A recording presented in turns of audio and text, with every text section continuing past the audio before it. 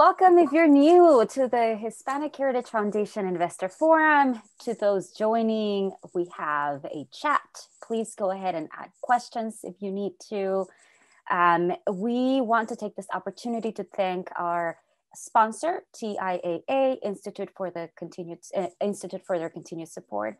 And we're thrilled to share that we are adding a fireside chat focused on creating a firm, and that's going to be at 3:50 Pacific and 6:50 Eastern time. Now, the exciting part is who's going to be featured. So I'm going to tell you a little bit about the three individuals featured in this fireside. So it's going to be Monica Mantilla, President and CEO of Altura Capital and co-founder and managing partner of Small Business Community Capital. We also have Samara Mejia Hernandez, founding partner of Chingona Ventures, and Stacy Olivares, board member of CalPERS. So don't miss it. That's at 3:50 Pacific, 6:50 Eastern time. Well, up next, I see the panel's ready to go, and we have the panel on diverse and emerging manager programs panel. Joining the panel is going to be specialized investors, emerging and specialized investors that will focus on best practices in evaluating emerging and diverse managers and the opportunity for neo managers. And moderating the panel is a familiar face, Carmen Palafox, founding partner of 2045 Ventures. Carmen, welcome. Good to see you. And this is how you take it on. Greetings to everyone. Thank you very much for having me. I'm excited today to host and moderate this panel. We have many different perspectives on this topic and many different experiences. So today we'll hear from the Treasurer's Office, CIOs, retirement plans, pension plans, and then GPs who are out in the market fundraising. And the way we have this structured today is that we will start off with brief introductions, 3 minutes. Then we'll transition into a set of questions for the LPs, followed by questions for the GPs. And then we welcome you to add your questions into the Q&A chat box, and we'll pull questions from there. So let's get started, and I'll ask folks to introduce themselves. I will start with the LPs, and Angela, ask you to kick us off. Please tell us about yourself, your firm, the program you are running, and its value proposition. Thank you so much, Carmen, and thank you to the Hispanic Heritage Foundation for having me today, and for which I believe will be a rich discussion. Thank you for always covering such topics. So I've been with Crucial Partners for over 5 years now. We are the firm formerly known as Colonial Consulting. We have pivoted in many ways. We've pivoted in terms of how we think about approaching the diverse manager marketplace and actually incorporating the ideas that we see and opportunities that we want to capitalize on. We've incorporated that into our investment philosophy. And so it is a core and central part of our philosophy and our business. And what we're trying to do now is really align with all of our nonprofit clients. They are mission and vision, they have missions and visions, and we want to be in alignment with them on many levels, not only a portfolio level. So we care about what they care about. As far as my role is concerned, 5 years ago, I was hired to source women and diverse owned firms, asset managers. And I believe, and Kirk could probably confirm this because he's been in the business much longer than me and Caroline, I believe that we're sort of the first LP to dedicate a role for someone to focus on this sort of sourcing 100% of the time. So I started out in that role, and I'm aware of the many diversity committees in a lot of the LP firms. But I started out in that role, and today I co-manage our investment team with our CIO, and I do things like manage our biases, because we all have them, but we want to make sure that they don't creep into our investment decisions. And I like to address the elephant in the room. So I bring up all sorts of topics, but what I'm really trying to get at is behavior of our team, which is already diverse. And also manager behavior. We're trying to put together a mosaic of behavior so we can understand not only the manager, but what we're investing in and the opportunities that we see. And I'll just end here. We have about 126 clients today, and we manage 35 billion, again, on behalf of all nonprofits. And we are north of 4 billion, probably a little over 4 billion now, allocated to women and diverse-owned firms. And we are going to keep allocating to those firms until all of our portfolios reflect the diversity we see in America. And we're at about 96% so far in terms of at least our clients having access to at least one or exposure to at least one diverse asset manager.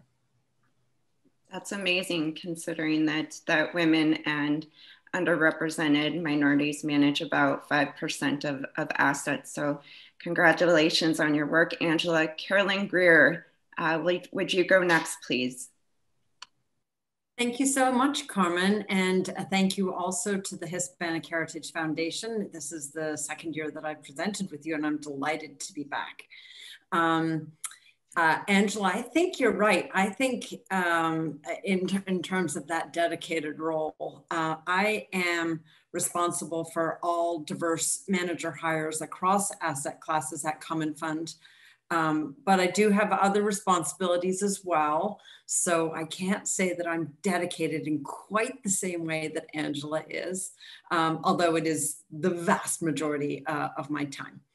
And Common Fund has actually, I started looking at diversity first way back in 2005, exclusively at that point in the hedge fund industry. And I was trying to isolate women portfolio managers within the hedge fund industry because there were so few. And it really grew gradually from there. But about 5 years ago, we started to take this much more seriously. We had always had diverse managers in client portfolios, but about 5 years ago, we really started to look at that component of our investments with much more intention. And that has led to a pretty substantial increase in the number of diverse allocations in our client portfolios over time. Let's see. I started off in the hedge fund space, and now, as I mentioned, I'm working across asset classes. And the way we do that for those that are GPs is we actually have a dedicated diverse manager portal. So we encourage all managers that want to reach Common Fund to access us through our dedicated portal. And the advantage of that is that every single manager that contacts us that is a diverse manager will get looked at by the appropriate team. And that means that they get more eyeballs more quickly, looking at you as GPs and assessing, a potential fit within one of Common Fund's portfolios or with one of Common Fund's clients. Thank you, Carolyn. And I'm going in alphabetical order. So Kirk Sims, would you introduce yourself next? Thank you. Sure. First is great to be back here, and hopefully next year when we do this again, it'll be in person. The program here at TRS of Texas, the Emerging Manager Program, is a $5.9 billion book of business. We invest across every asset class. So we do real estate, private equity, infrastructure, hedge funds, and the traditional long onlys.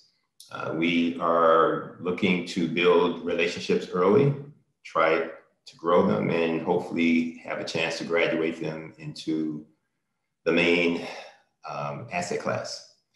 We host a conference every year. That conference has been attended by several members of this panel and the previous panel. I would absolutely recommend that if you have a chance to participate, that it is a unique opportunity to engage with allocators that you may not normally have a chance to engage with. And I'll stop there. Thank you. Michael Silva. Hi, thank you again for having me. I really, this is, I think, the third time I've participated in the Hispanic Heritage Foundation conference. So I'm happy to be back and want to thank everyone for inviting me back. Again, my name is Mike Silva. I work for CalPERS. I specialize in the Emerging Manager Program. I work under the direction of Clint Stevenson, and Clint and I are part of the board and governance and sustainability team at CalPERS. CalPERS has been investing with emerging managers for over 25 years and has been recognized as a leader in the space. Our objective for investing in emerging manager programs is to generate risk-adjusted returns, identify early stage funds with strong potentials for success, access unique opportunities that may otherwise be overlooked, and cultivate the next generation of portfolio management talent. One of the ancillary benefits of the program is an increased percentage of diverse managers in our portfolio. As you know, or as some of you may know, in California, we have Proposition 209, which precludes us from making specific investments based off of race, gender, or ethnicity. Our program is currently at $1.5 billion. It spans 3 asset classes: real estate, private equity, and global equity. And our program operates from an advisor-based platform. GCM Grosvenor is our private equity fund of fund. Canyon Capital is our real estate manager of managers, mentoring manager, and Legato is our manager of managers in global equity. These advisors, they source, diligence, select, mentor our emerging managers, and act as an extension of staff for CalPERS. So I think that about gives you a good general idea of our program. Thank you, Michael. And Victoria will round out our LP. Thank you so much. So and thank you again to the Hispanic Heritage Foundation for allowing me to speak today. This is my first conference and hopefully not my last. My name is Victoria Bills, and I am the investment analyst for the Illinois Growth and Innovation Fund, or ILGIF, as we like to call it. And in terms of our own portfolio structure, we are a $1 billion fund of funds that invests in venture capital, which incorporates not only just traditional venture capital, private equity, as well as private credit strategies. And with regards to our value proposition, not only to GPs, but also to diverse GPs, again, we are absolutely committed to all of our GPs, not only on the fund level, but also with assisting in all levels of sourcing and providing capital to investment managers who are investing in technology-enabled startups, have an eye towards sustainability, and last but certainly not least, promoting and funding new women, minority, veteran, and disabled-owned GPs with an eye and commitment towards investing in Illinois. And so I will pause there. Thank you, Victoria. And now we'll switch over to our venture capitalists on the panel. Amit, would you please introduce yourself and your fund and its thesis? Sure. Thanks for having me. This is my second time speaking at this conference. Look forward to many more. My name is Amit Garg. I am the managing partner for Tau Ventures. We are an early stage fund in Palo Alto at the heart of Silicon Valley. We invest across US and Canada in applied AI companies. So we look at artificial intelligence as an enabler, just like the internet was 20 years ago, or maybe cell phones were 10 years ago. And we focus especially on healthcare, enterprise, and a little bit of automation, so cars, robots, et cetera. I focus specifically on the health side. I have 20 years in Silicon Valley. I've worked at large corporates like Google. I've done my own startup for which we raised 140 million. I've worked at 2 other VC funds. But before all of this, I was born and raised in Brazil. Great, thank you. And Maria Salamanca. Hi, everyone, so good to see you all. I am a partner at Unshackled Ventures. We are a pre-seed fund also based out of the Bay Area. We invest in the US mostly with a couple of investments also in different markets. We as a fund have kind of a unique edge to us, which is we do focus on teams that have been founded by at least one immigrant founder. That means teams that have at least one foreign-born founder or second generation, truly behind the idea that we know that immigrants over-index in all things entrepreneurship any given day, any given year. When you look at the charts of unicorn companies or Fortune 500 companies, it's always anywhere between 40 to 50% of them were founded by an immigrant or child of an immigrant. So we really saw this great opportunity to double down and this population that over-indexes and support them really early at the pre-seed stage. And so we've been around since 2015, have made 56 investments now, are going into our fund 3. I started in fund 1 as an analyst and have grown with the fund now to partnership in this past fund. My family is originally from Colombia, came to the US when I was 7 years old as a refugee, grew up in Florida, and then headed off west to Berkeley for college. So it's a little about me. Thank you. Awesome. And so now we'll have a question for the LPs and then the GPs. And if the audience has questions, please put them in the chat for when we open up to audience questions. But before this panel, honestly, I didn't know that there was a distinction between diverse-owned programs and emerging programs. And so in the introductions, we heard a bit about what the programs are, what their value propositions are. But can you dive deeper into the current market perspective of what you're seeing now amongst diverse-owned managers and whether or not the number of firms is increasing and any other insights you'd like to provide the audience? And so I'll open that up to the LPs. Please take it away. Well, if it's a jump ball, I'm going to jump first. You all know that. So, because you're the tallest, Kirk. I know, but you gotta use these things, you know? So I look at it as what I've seen in the marketplace over the last couple of years has been a distinct rise in the number of venture launches. Venture capital has been the space where you've seen a significant amount of diverse activity as far as new launches. There's some trends that are behind that makes it logical that that'd be a space where people see the best opportunity sets.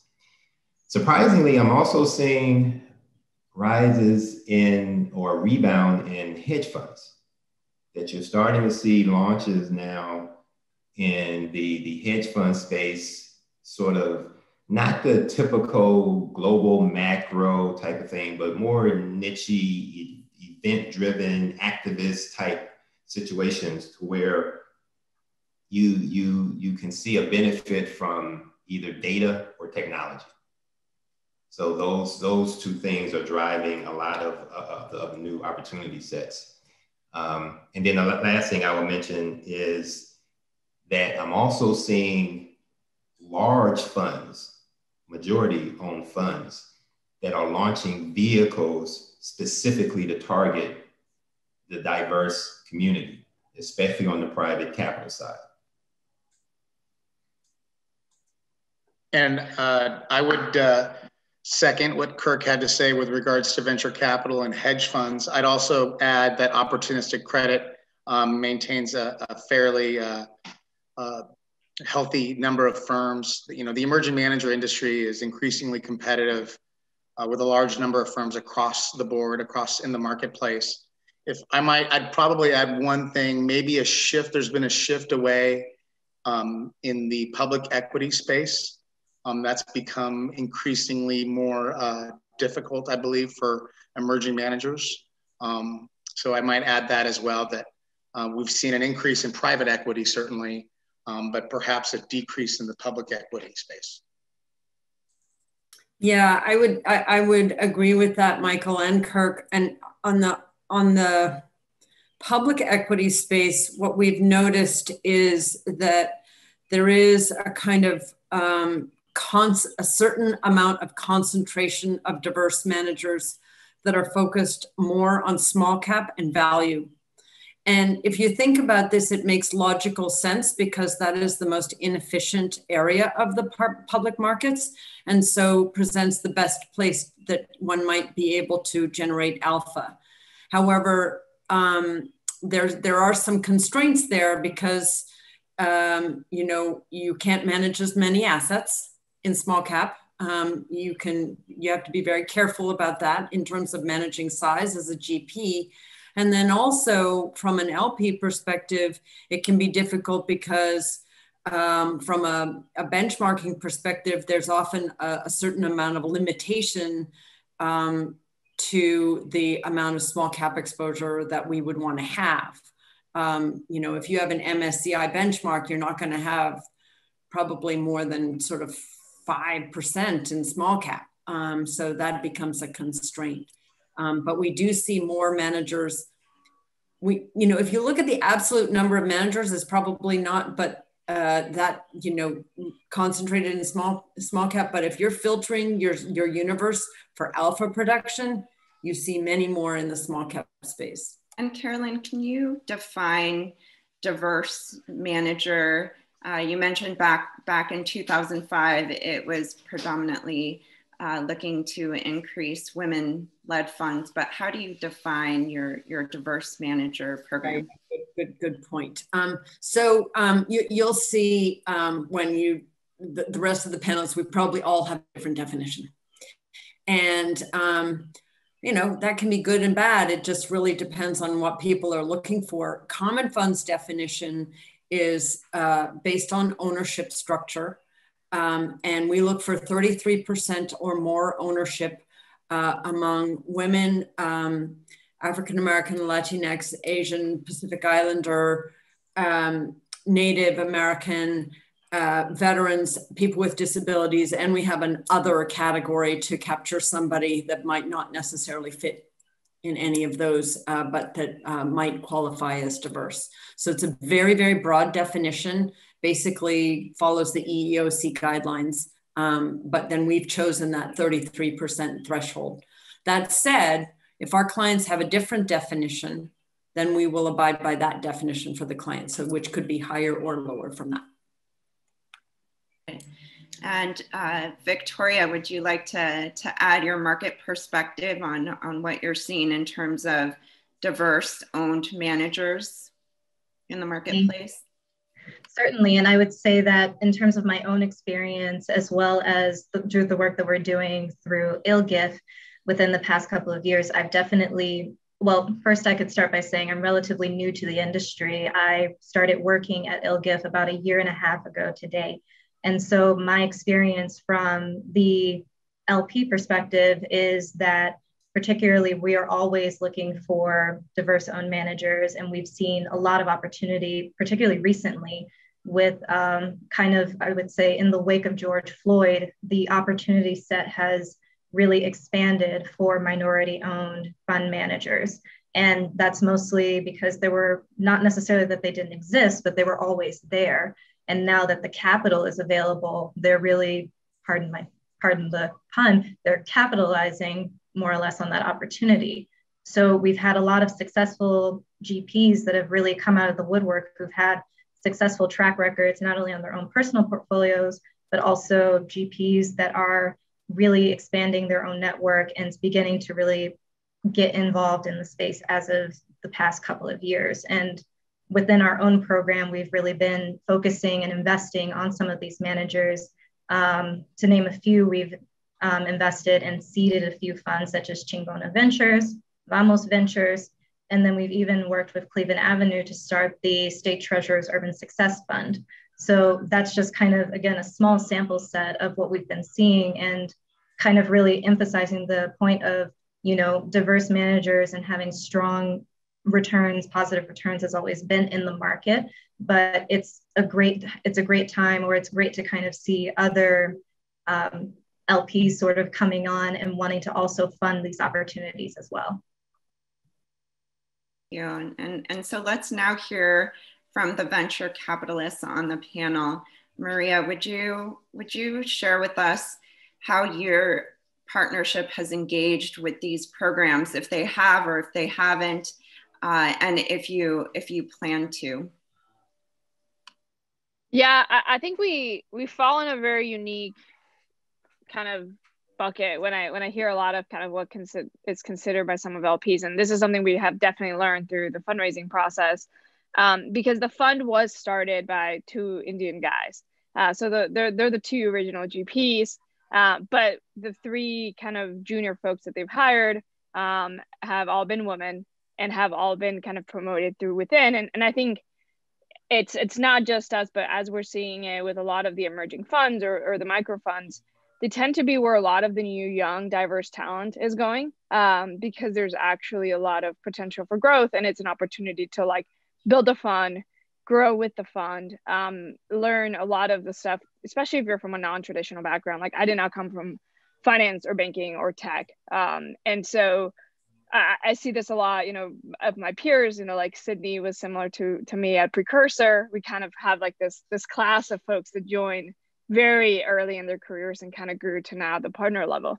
And so I think for us, what we're seeing is there's some programs that have a much broader definition where maybe me joining the partnership and the management co counts as being diverse, or for being part of the diverse manager. So we are talking to a couple of pension funds, and folks that we kind of operate with, and some other programs, whether it's female focused or maybe Latinx and Black focused, that have some of the thresholds that are like 50% or even 30%. We might not meet that, because as the numbers go in management company and in carry, you kind of earn your way into carry. And so unless I kick one of my GPs out, I don't think I'm going to have 50% ownership anytime soon. And so I'm mostly not qualified for a lot of the stuff. And, obviously there's a lot of really good intentions behind some of the qualification and thresholds creation. But at the same time, I think sometimes it's not as aligned, unless like the way I would qualify is if I go off and start my own fund, maybe with another Latino, with another individual that falls within that. But I've learned so much in my career, and I'm finally, I'm in fund 3. I'm about to really get to finally be in a great spot as in terms of where a fund cycle is. And I'm not planning on going anywhere anytime soon. So it's just about different capital, building long-term relationship with LPs. And things are always constantly changing, even within the same fund cycle. So just take it like meeting by meeting is our approach, and not really thinking too much about it. Got it. Thank you. And Amit, how about you? How have you engaged with diverse owned manager programs or emerging manager programs to date? And do you plan to do so in future funds? Yeah, let me actually roll back a little bit and give the story of how we raised this fund. So my business partner and I have known each other for about 10 years. We used to work together at a very large fund called Norvus Ventures. It's the second oldest VC fund still around in the States, 12 billion assets under management. That's where we started our VC career. We shared it off as the deals didn't kill each other. So we said, all right, let's go into business one day. We kept in touch for about 10 years. He went on to do other things. I went on to do other things in my career. I started a business, went back into VC and so on. And so we came back together in 2019 and said, okay, we have exits. We have experience, and we still have stupidity in us. So let's try raising our own fund. That was August 2019 is when we kicked it off, and we closed it in May of 2020. We were originally looking to raise a small fund to just get started of 10 million. We actually ended up at 17 million, and we're super happy about it. We share the deals with our LPs to double or triple our check size. So we operate more like a $30-35 million fund. Now, we purposely focused on individuals and family offices, because when you are raising a first fund, it's highly unlikely that an institutional will take a bet. We did engage with a few. We did engage with some programs. They will all tell us that, yes, we love investing in first-time managers. We love investing in diverse managers. And then by the second or third meeting, they'll say, well, but we need to have known you for 10 years, or we need you to be on Fund 5 So we realized very quickly, not the folks in this call, by the way, but many of the other programs, they need to have a very strong relationship with you. We totally understand that. So we did not focus on it purposely. Now, we are going to be focused on it for the future. We actually just announced our opportunity fund yesterday, a few hours ago. If you go on my LinkedIn, you will see the announcement. I have 400 messages in my inbox right now that I'm trying to deal with. And we'll be raising a much larger fund next year of 60 to 70 million, maybe even 100 million. But right now we have 30 million AUM, and we have engaged with a lot of diversity of ourselves. So given my ties to Brazil and to Latin America, we have raised a quarter of the fund from the families there. And we have invested in a lot of diverse founders. If you look at our website, it will become pretty obvious. Okay, so another jump ball for the LPs. Can you talk to us about fund size and how you reach smaller funds? I can kick that off. So first, our definition of diverse managers is, at first it was industry standard. What I was seeing a lot in the industry, it was at the 51% level, but then we decided to scale it back about 2 years ago because we wanted to capture women and other ethnicities who are just above 50%. So now we like to say that we invest in managers, if we're looking for diverse managers, anything greater than 50%.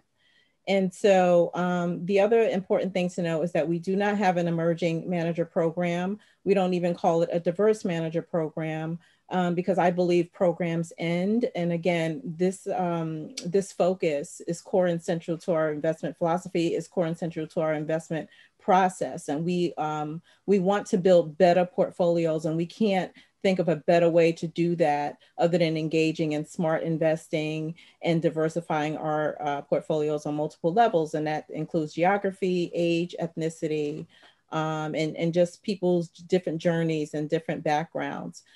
So one other thing that I want to say is Maria's background, and she also mentioned Sydney from Precursor, where we are invested in a number of their funds. I appreciate women like them learning and coming with their non-traditional backgrounds, because I think that's what we need to see in order to, go to the partnership level. And also diversifying investment teams are important. So I'm happy to see them there. She mentioned Unshackled Ventures, which I'm familiar with. And although it's founded by 2 Indian males, we love to see what you guys are building. And if I can't get the diversity that I'd like to see on an ownership level, I love to see it on a portfolio level.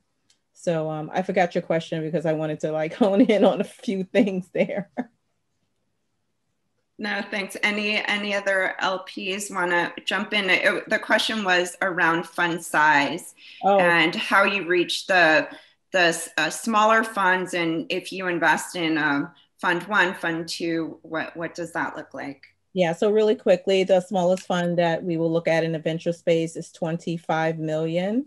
And we do invest in first-time funds. We look at pedigree, we look at background, we love spin-outs. So we love that you've tested your strategy somehow, some way, whether it's at another venture capital firm, or maybe you have some pre-fund deals or pilot deals. The other advice that I give to a lot of aspiring venture capitalists is to apprise them about the scout programs, such as the one that exists at Lightspeed, where you have a $250,000 budget to make a series of investments. And so we do invest in first-time funds. We love small managers. We're kind of unique in that way. We love small boutique managers because, like Carolyn said, we do realize the alpha potential in terms of capital on efficiencies in the market, but we do that across asset classes, not only in venture. And I would also, okay. At CalPERS, in global equity, we're a long-only strategy, and it's under $5 billion is the definition. Our investments are generally between $75 and $125 million per manager.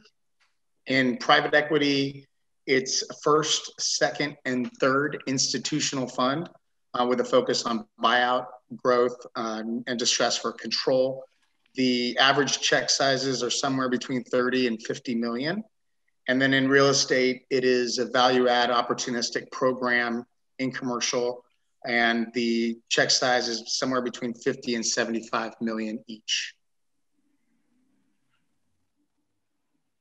Yeah, and I can also add from our own portfolio perspective, we don't necessarily have an emerging managers program either, but the way that we consider emerging managers or diverse managers is that we seek to find and source diverse managers through not only our investment objectives, but also through our investment thesis. So we source not only internally for diverse managers, but we also make it a core tenet from our investment advisors' perspective when they bring us managers that we are looking for diverse managers as well, or we're looking more importantly for diverse managers. And of course, I would say one of our other core tenets is that because we are the Illinois Growth and Innovation Fund, we're always seeking for managers that have a concentration or a particular hinge or thesis towards investing in Illinois and creating job growth here within the state. We don't have a fund size or we don't necessarily have a fund size bias, but in terms of the check sizes that we're writing, it's within venture capital, private equity, private credit, it's within the realm of between 2.5 to 16 million that we've invested in first-time funds.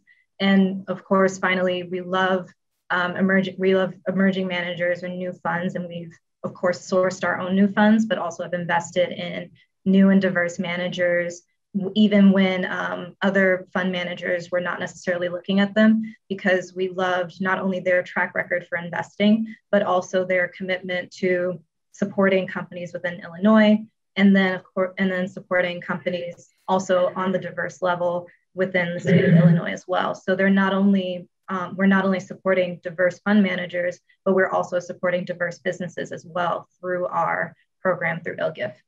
And Victoria, do you consider yourself or the Treasurer's Office contrarian for taking that view? I mean, there's a lot of data out there that shows that diverse owned managers and emerging managers outperform. So do you rely on that data, or what drives your thesis?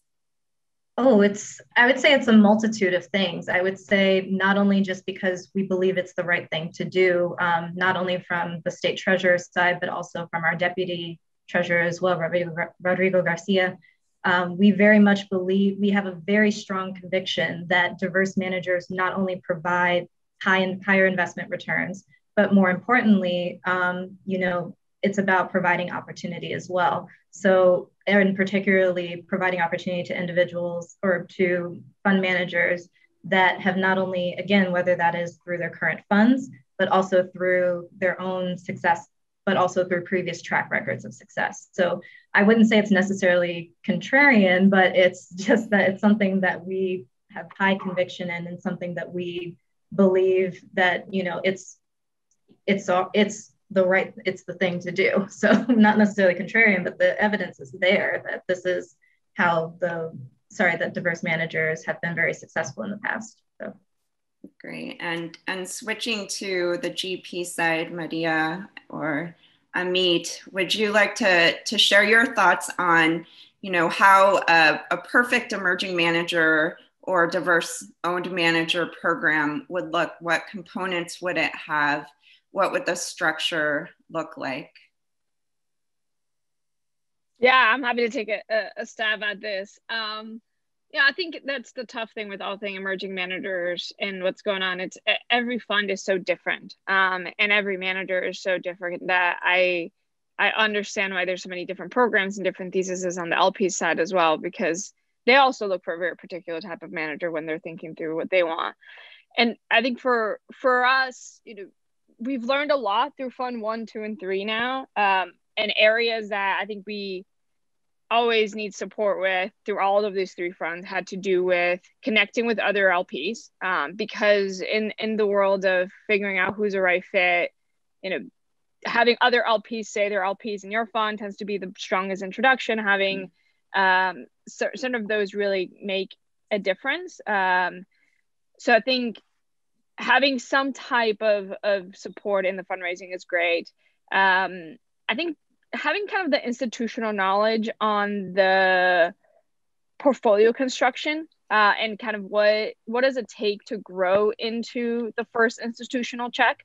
We had a very similar path. Our first fund was a lot of wealthy individuals, a few family offices. Our second fund was heavily family office. And now that we're raising for a third fund is when we're finally talking to institutionals. I think we have 3 or 4 good core LPs that are either pension funds or university endowments that are coming into this. But it wasn't something that was easy to learn from other LPs or from other peers because it's so different all around. And I think there's a couple of programs that do a good job, at least on that part. I think Fairview usually stands out as having a pretty good program. But there's that. And I think there's all things back office, right? There's so much that goes into learning how to build a fund in Fund 1, right? Like, who do you use for your back office? Who do you use for legal? Like, how do you optimize internal processes? And I think a lot of the best managers I know are also not the best like internal operators. And the reality about being an emerging manager is that you're also running a startup at the same time. And so whether it's the managers themselves or the first couple of hires that they bring on, they really need to be optimizing for people that like know how to build process, know how to hire, know how to manage. And that's something that gets overlooked a lot. And I think, LPs obviously are not super hands-on on the day-to-day of fund building, but it is an incredible tool set to provide for managers when they're getting started. We kind of just learned it the hard way. How about you, Amit? Yeah, no, I think Maria touched upon a lot of things I was thinking. And I think, Maria, I know of Unshackled and the journey a bit. And I think the journey you guys have, we're a little bit newer fund than you guys, but it's similar to our journey also. I also like to joke that fundraising has the word fun in it for a reason. So this is something that I would have certainly appreciated any program, not just emerging manager or diverse manager program, but any program to have given us the guidance that fundraising does take time. I like to simplify it a little bit by saying that a startup, you need to do 100 meetings to raise your round. For a venture capital fund, you need to do 1,000 meetings. So it's literally one magnitude of difference. And of those 1,000 meetings, you'll get every single possible behavior from LPs. Some people will say, I'm in, and then ghost you or forget about you, or they will come for a smaller amount. And then some people you don't even expect, they will come in at the last minute.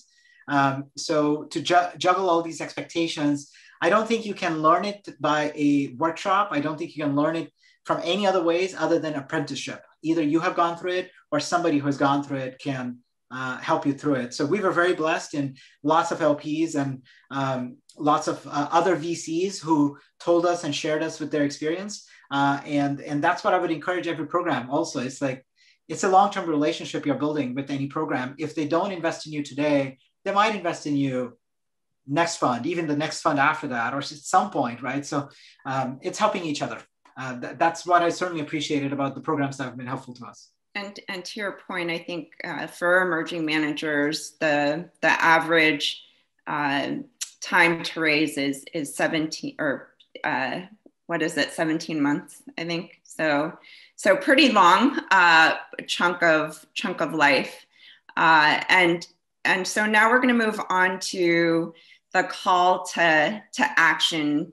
2020 obviously was an epic year in so many ways with the pandemic and just with the racial issues that we all encountered and still are working through today. And so I'd like to ask each of our panelists to give a call to action with respect to seeing more representation in our industry and how we can all help each other get there. And so I will start this time with Victoria Bills. Well, that was unexpected. I'll go down the line. No worries. So you're next. So I would say my call to action is with regards to increasing diversity amongst not only the manager level, but also on the personnel level. I would say that I'm the product of many mentors and individuals of color, such as John Rogers and Melody Hobson. Rodrigo Garcia has also been very helpful, as well as Joe Aguilar from the State Treasurer's Office, in terms of providing opportunity to minority individuals, even when necessarily the skill set is not necessarily there, but willing to learn and grow that individual and that person. And so the same goes, I believe, for diverse and emerging managers as well, that when you're hiring not only on the personnel level and you're looking for individuals who are diverse, like sometimes it's important to provide opportunity rather than looking for the perfect candidate. And then with regards to diverse and emerging managers, I would say that the same rules sort of apply, that we saw the opportunity to not only provide capital to diverse and emerging managers that are high performing, but also individuals who have a commitment to investing within our state. And we very much we didn't take a leap of faith about it, because we knew, or we had the evidence, we had the conviction to back our investment approach, and applying that also to our investment objectives and our goals, that this is something that we want to do, and we want to see successful and more diverse individuals that not only look like everybody who's on this panel, but even more than that. And so my call to action is particularly for LPs who have not necessarily incorporated diversity, or who are seeking to incorporate more diversity into their programs, to perhaps look at some programs such as ourselves or some of the individuals that are on this panel, but also to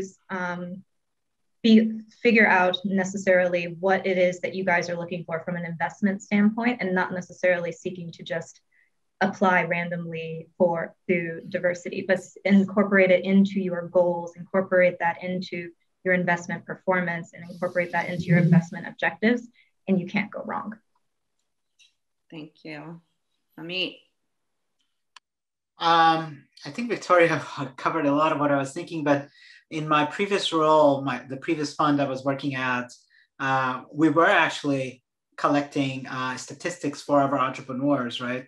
What's their background, as much as we could, right? It's really hard to capture somebody's life journey into metrics, but we were trying to do our best to go collect these metrics, and then at the end of a quarter, review those metrics and see where we were. So not just pay lip service, but actually try to have goals and accomplish and see what the gaps were. So we were doing this with our own entrepreneurs, but I think it works the same for LPs also looking at GPs.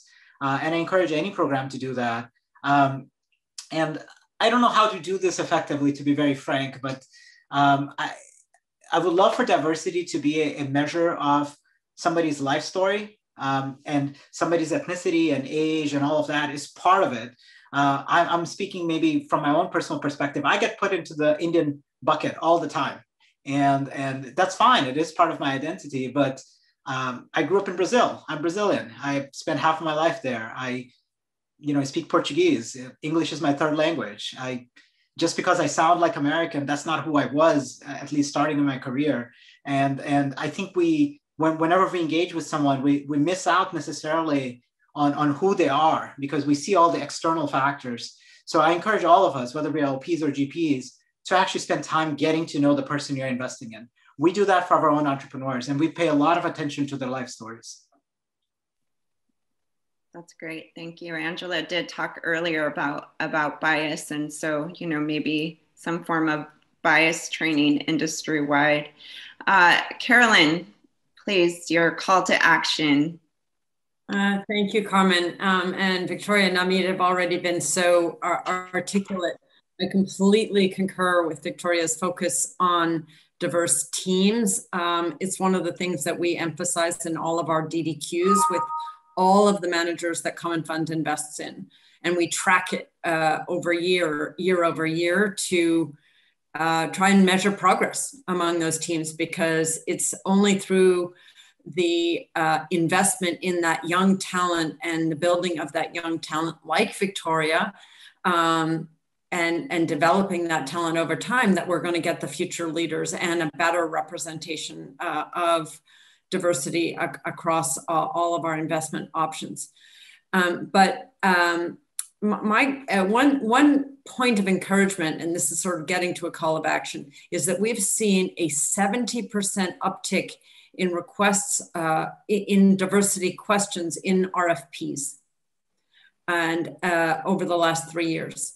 So that is a very strong indication that, at least from our client perspective, which is endowments and foundations, they are starting to take notice and they are starting to care. And so the call to action is really to continue that momentum and to make sure that we are, to Amit's point, not just checking a box, but integrating diverse managers into a broader portfolio and making sure that those diverse managers have diverse teams and that all managers have diverse teams. That's going to generate better outcomes, better performance, more creativity, and potentially, hopefully, a happier world. Carolyn, can you just dive in a little bit more to that 70% uptick? Would you say that's driven by regulation? Is it driven by society? What do you think that's driven by? Yeah, no, definitely not regulation. Thank you for that question. I think it's driven by an increasing awareness. You know, there's been a lot of data that's been produced in the last couple of years, not just the data, for instance, that was produced by the Knight Foundation on performance of diverse managers, which was seminal. And the last data was really, came out in 2019. It's really 2018 data. We probably need a refresher on that. And hopefully they're working on that. But it's also the academic data that's come out on the value of diverse teams and the productivity of diverse teams, the productivity of companies with diverse leadership and boards as well. I think the compounding of all of those data points at multiple levels is making people aware that if they don't include diversity as one of the core tenets that they use to evaluate an investment opportunity, that they will be making a mistake. Great, thank you. Angela. I would agree with Caroline. We have seen such an uptick in diversity-oriented questions and RFPs. It put me in a lot of meetings. It took me out of many of the manager meetings that I typically would have been in on a sourcing level, and it put me more in a client-facing meeting because, look, we were all sitting at home watching the events of 2020 unfold, and finally, people got a sense of, you know, what's been happening historically in the Black community. And so we were getting questions about our internal diversity, and then what are we doing on a portfolio level and on a sourcing level? And so that gave me the opportunity to talk about what Amit talked about earlier in terms of backgrounds and how we're building better portfolios through diversification, through diversity. And so one thing that Amit said that really triggered a thought was, you know, I looked at our exposure to white women, to Blacks, to Hispanic asset managers, and Asian managers. And equity in my title means that everyone gets a seat at the table, but not just a seat at the table, right? What checks are you writing? How much are you writing? Who's getting access to capital? And when I look at those numbers and we're overweight in a certain area, which is the Asian population, I don't pull away from, or we don't pull away from any opportunity because we do look at backgrounds. We know our managers really, really well, but we also have to turn and see, you know, where we need to increase our sourcing efforts. And it's always the Black and brown communities where we need to concentrate more. And so some of our clients were asking, well, specifically, how much capital do you allocate or have you allocated to Black managers? Full stop. Right. And so, you know, I did that analysis. And of course, there's more work that has to be done, but we're at about 23% so far. across the board. I think the Asian population was up at 42%. And as a leader in my firm, when I point these things out and I say we're heavily weighted towards the Asian population, you know, I have to be careful how I frame this statement because I don't want anyone to be offended. But the truth is the truth, and the truth is in the numbers. And so, you know, that allows me to take a deeper dive into new networks or, you know, see, you know, what's new in the market. I think many of you know that I'm always on the conference circuit because I see many of you, and I spend a lot of time in the Black and Brown community sourcing managers. And so the other part is educating your team, because people invest where they feel comfortable and they feel they invest in things that they know. Re-ups are really easy. It's hard to get, you know, the ball over the net for a new manager, not only for the analyst, but what I've discovered is also investment committees, educating them. You know, Caroline talked about the research. I don't know how much more research we need. It's a simple Google search at this point, but I'm happy to continuously educate. But turning back to my internal efforts, I got an email yesterday from two of our analysts saying,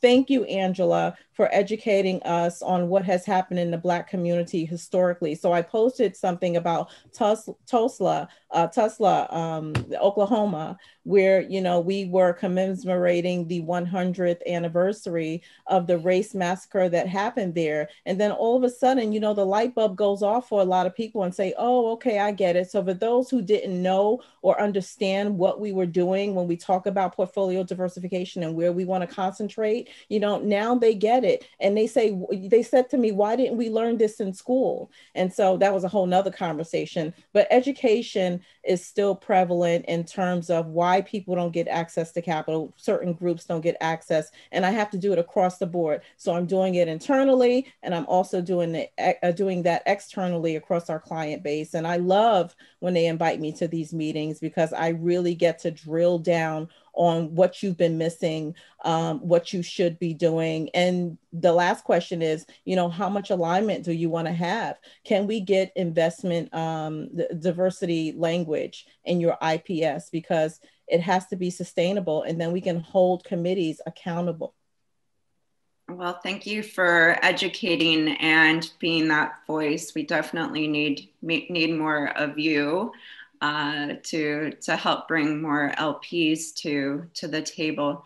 Maria, your call to action, and I just want to highlight the work that you're doing with Latinx VC to create more diverse talent for LPs even to bring into their ranks. So can you talk a little bit maybe about that, and then your call to action?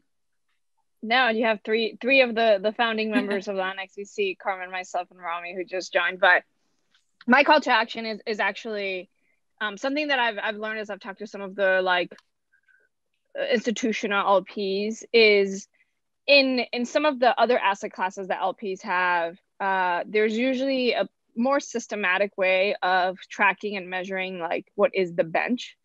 And that doesn't usually translate as much into venture. And so that's, you know, when you're in a hedge fund or a private equity fund, usually you track kind of how the bench is doing and if they move around or as they grow. And an LP world for venture doesn't happen as well, because it's just such a different type of asset class. And I think my call to action for most of LPs is a lot of the diverse talent. You know, I like to think that we're still in the very early days, right? This is such a long-term game, both for LPs, for entrepreneurs, for GPs at the VC level. We know it's going to take time for those numbers to change, and it might be generationally, and we're making some progress. But a lot of the talent that we know in venture today, who have raised funds, that's just the beginning. Like, you know, through Black VC and through Latinx VC, the talent that is coming down the pipeline, the people that Latinx VC and Black VC are getting into analyst and associate roles are incredible. Like I did a bunch of interviews for our Breaking Into Venture program, which is meant for 5 to 7 years of work experience. They come from BlackRock, they come from the LP world, they come from like tech companies, and they've all started companies of their own. they're really truly talented, and they're going to be, you know, just starting off as associates and principals at some of these VC funds.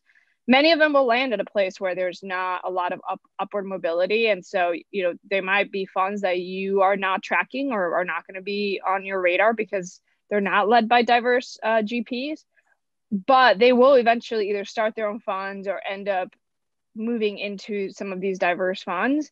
And long term, I really do think we're going to have an incredible competitive advantage in just the type of talent and how the communities are coming together to make them really good investors. And so I think, like, in the spirit of this is a very long term game, I think it'll be good for LPs to start tracking just the talent that's getting in and what's happening with Black VC, what's happening with Latinx VC, and who's coming out of their programs. And hopefully within our generation, right? Michael Silva, your call to action.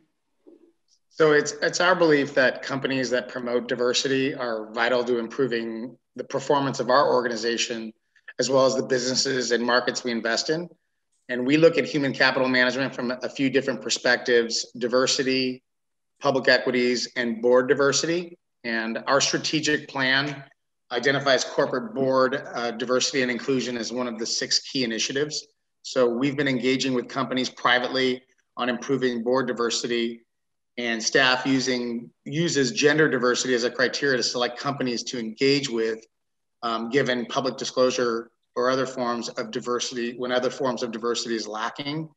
We're also going to be launching this year a diversity survey of our external managers and partners to better understand who's making the decision, where does the ownership lie, the diversity at the portfolio management level.